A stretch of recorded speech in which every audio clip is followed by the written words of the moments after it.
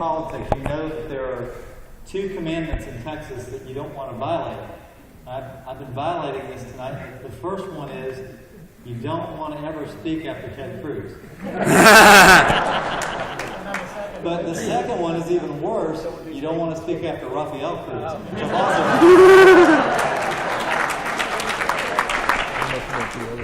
I'm going to stay anyway.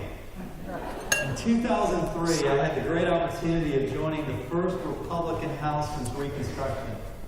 And one of the very first things we passed was DOMA, Defense of Marriage Act, which basically said that Texas does not have to recognize same-sex marriages and civil unions from other states. And it was a great piece of legislation to pass. In 2005, I was honored to be a part of passing with a 2/3 majority in both House and Senate our constitutional amendment finding marriages between a man and a woman.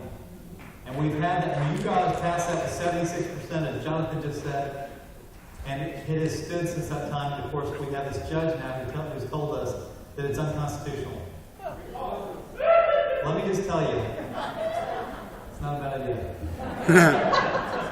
I went to law school at the University of Virginia, and in 1989, I took a course on constitutional law from a very liberal professor.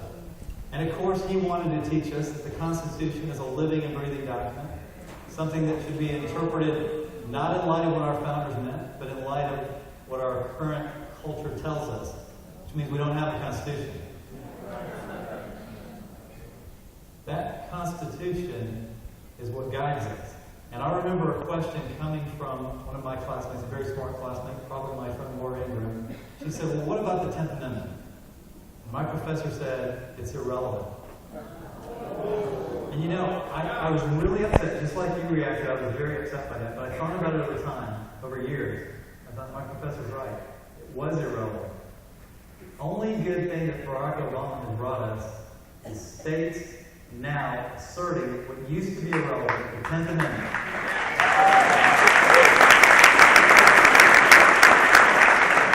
And I believe in this fight for marriage that the 10th Amendment is our key weapon.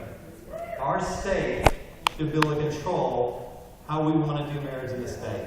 And the 10th Amendment is our key fighting tool in doing that.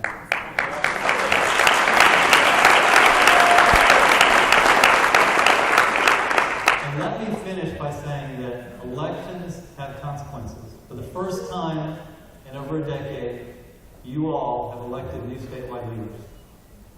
And it is critical that we don't lose any of these seats to the Democrats. And I'll give you some examples.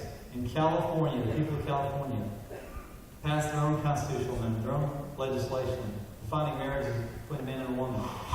And their attorney general would not defend that law. And the same thing happened in Virginia. And so elections do have consequences. And so what I want to tell you, as your next attorney general, I will do everything within my power and ability to defend Texas marriage laws. Thank you all very much.